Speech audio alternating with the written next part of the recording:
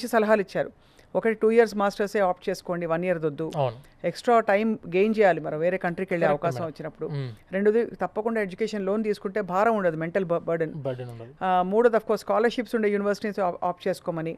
నాలుగోది కోర్స్ వీటన్నిటితో పాటు మీకు అంటే ప్లేస్మెంట్స్ కూడా గ్యారంటీ వచ్చే యూనివర్సిటీస్లో ఉంటే ఫ్యూచర్ సెట్ అయిపోతుంది పిల్లలకి, వెళ్ళిన వాళ్ళందరికీ.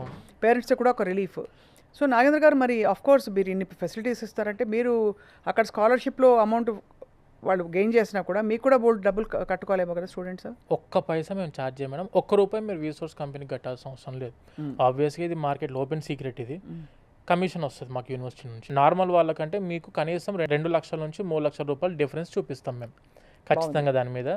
అలా మేము ఎటువంటి ఛార్జ్ అనేది మేము చేయం madam. We're only dependent on the commission coming from the university. చాలా ఓపెన్గా చెప్పినందుకు మీకు ధన్యవాదాలు నాగేంద్ర గారు. ఈ డెలికేట్ మ్యాటర్ ఇది ఎవరు మాట్లాడరు, మీరు ఓపెన్గా చెప్పారు కాబట్టి అందరి డౌట్స్ నివృత్తి చేస్తారు మీరు. Yes madam, thank you so much అండి. And also last but not the least, 3 నెలలు ప్రతి 3 నెలలకు ఒక బ్యాచ్ స్టార్ట్ అవుతుంది కాబట్టి రీసోర్స్ వాళ్ళ నంబర్ ఎప్పట్లాగే స్క్రీన్పై ఫ్లాష్ చేస్తున్నాం. స్టూడెంట్స్కి wishing them all the very very best. And మీకు కూడా మంచిగా స్టూడెంట్స్కి కొత్త కొత్త ఆపర్చునిటీస్ చూపిస్తున్న మీకు కూడా థ్యాంక్ యూ వెరీ మచ్, ధన్యవాదాలు అండ్ అభినందనలు and all the best and నమస్తే. Thank you so much madam. Thank you.